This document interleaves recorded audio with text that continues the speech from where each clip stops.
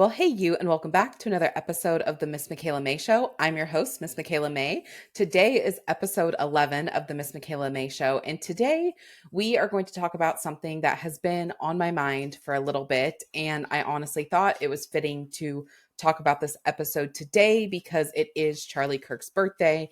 If you don't know who Charlie Kirk is, he was someone who got assassinated in the public, who was what people would call a right-leaning commentator, podcaster, author, etc.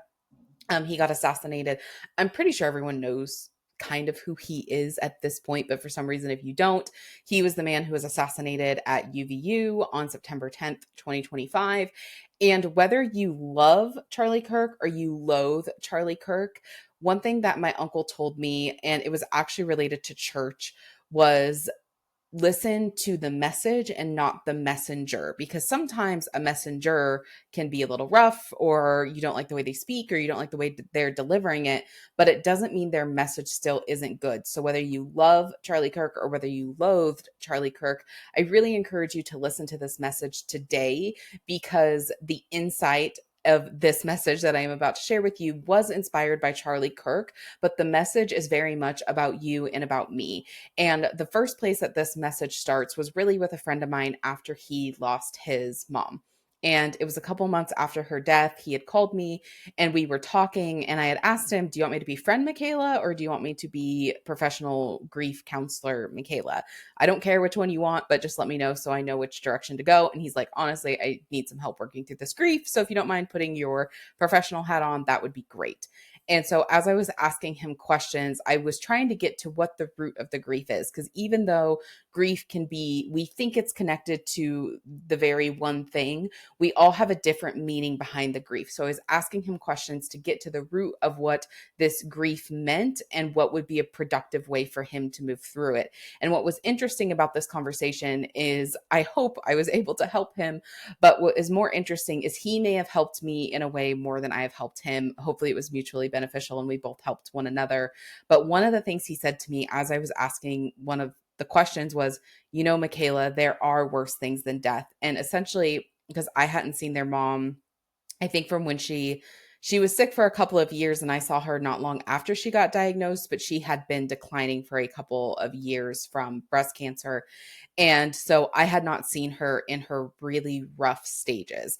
And one of the things that I apologize. I forgot to put my phone on do not disturb, and I do not want to get a ding while we are in the middle of this conversation. So, one as she was declining and was really bad in her last few days in the hospital, he said, Michaela, there are worse things than death.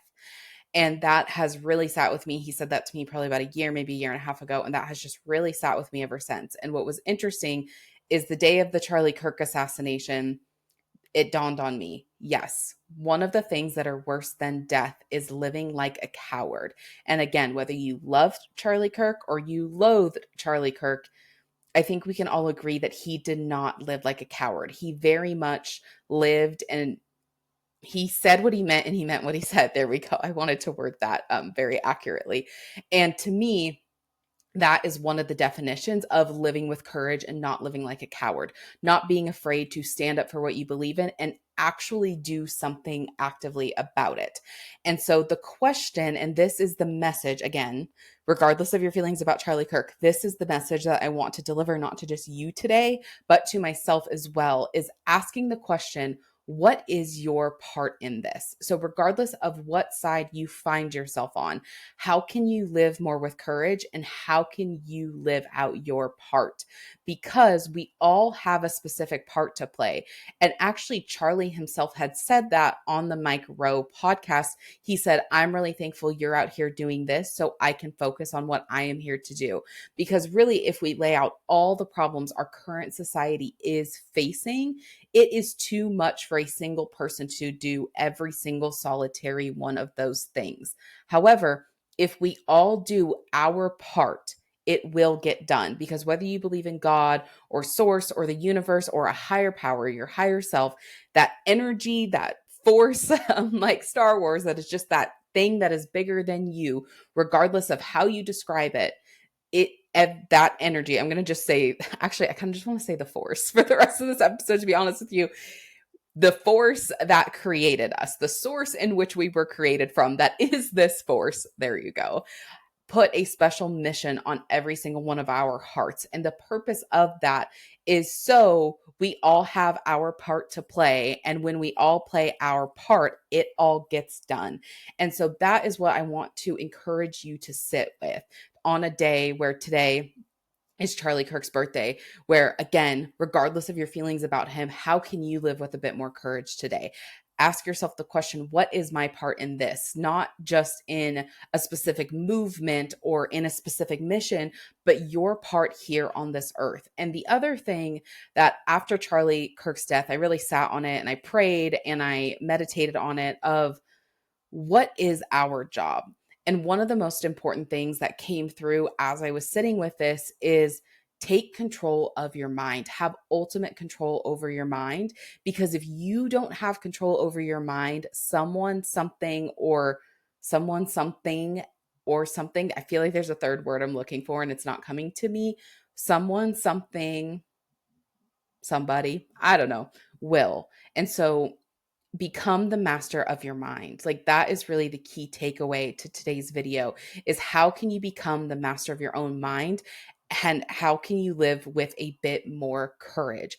Whether you do have a calling to do something like Charlie and to be more public and be more out facing, or if you have a call to be a bit more behind the scenes, there is no right or wrong answer. Again, the source that is this force within us put your specific wants and your specific desires in your soul for a reason. And when you allow those things to come out and to play out, you will do your part and you don't have to do everything. You just have to do whatever your part is. But part of this is the discovery process. And so if you haven't gone back and listened to a couple of my episodes, I highly encourage you to do that because I talk about how we all have this soul calling that we are here to fulfill. But part of the soul calling is the discovery process. And so take this message and take this lesson today to go figure out what is my part? How can I live with more courage? And what is the thing that is worse than death for you? Is it living like a coward? Is it not being brave? Is it not speaking your truth? Is it not living your truth? Is it becoming or being someone you're not? Like, what is the thing that is worse than death for you? And how on Charlie Kirk's birthday can we all just be a little more honest and live with a little more courage? That is all I have for today's episode of the Miss Michaela Mae Show. If you found value in this episode, I would be so honored if you would rate, review, and subscribe. If you're on YouTube, I would love to hear your thoughts in the comments. And until tomorrow, this is the Miss Michaela Mae Show, and we will talk to you later.